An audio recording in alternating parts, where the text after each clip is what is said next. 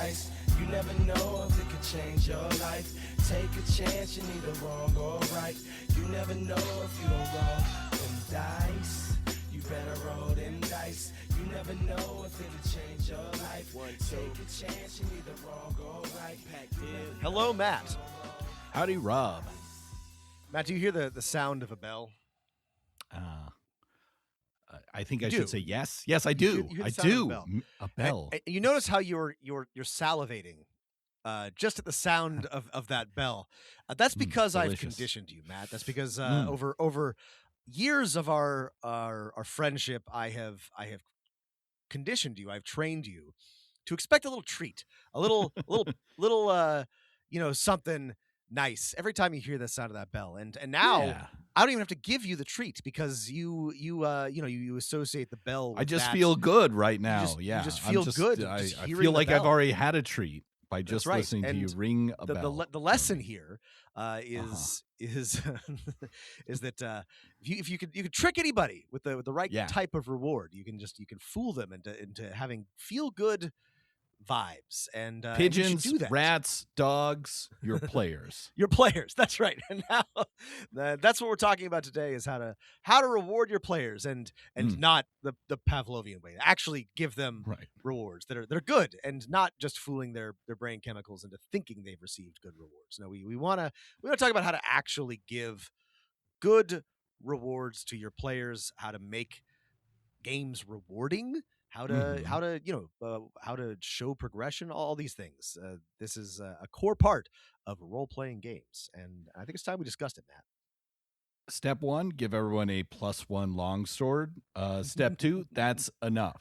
And if you want to know just some of the other tips beyond the +1 longsword, you can always sign up at patreon.com/Dungeon Master of None. And if you already have, thanks for supporting the show.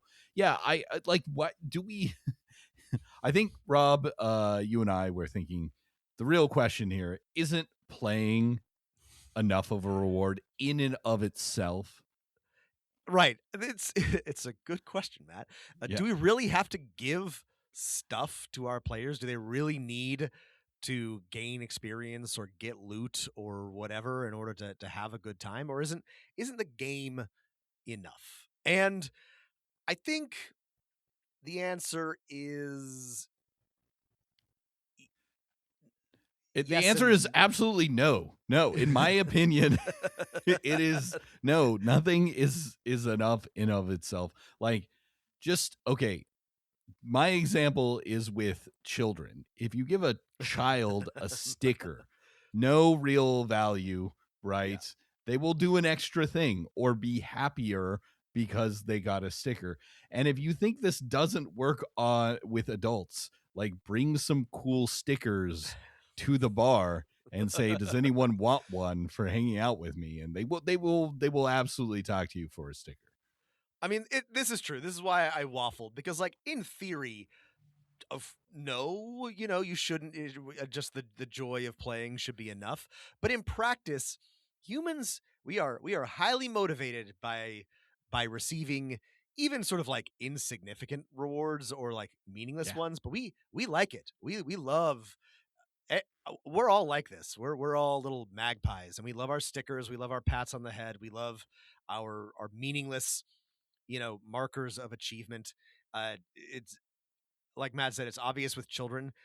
Tell a kid that if they do something fastest, they get to be king of the classroom for 15 minutes, and that will immensely motivate them. But it works for adults too. Like, we all love this stuff, and it's easy enough, I think, to add to most games, and it's one of the things that gives them a little bit of dimension.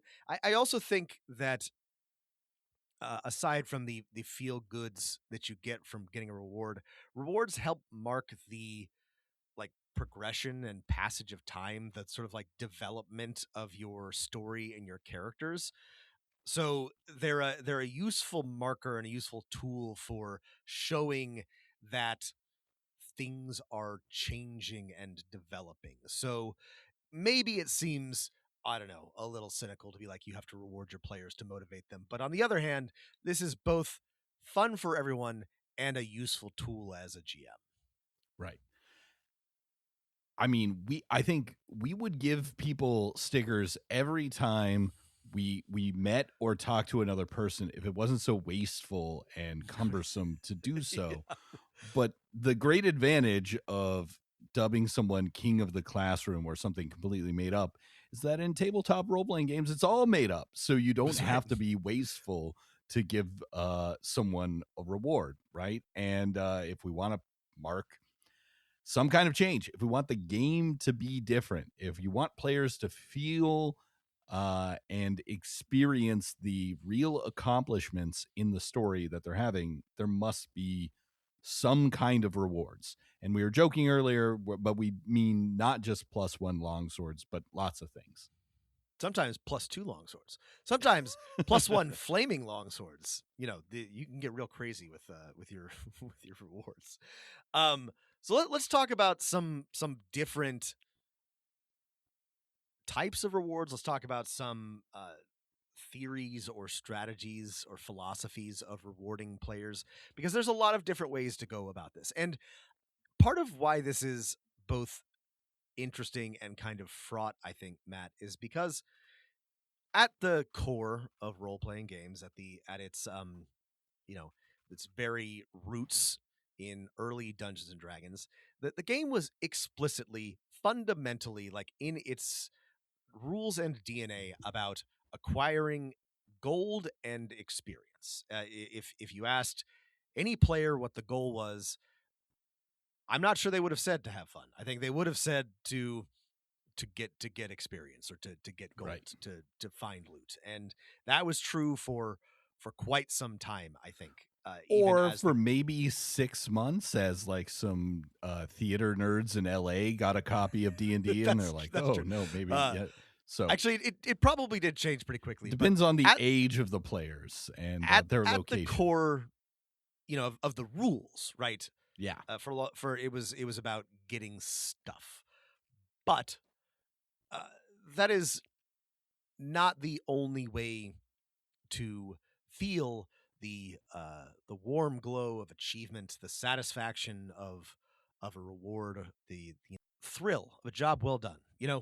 And there's a few different approaches to this. The problem with, or a problem with, the standard level up, get loot paradigm is that you have to, as a GM, or the system has to adapt to players becoming more powerful. And this can or cannot be a problem, depends on the system, depends on the GM.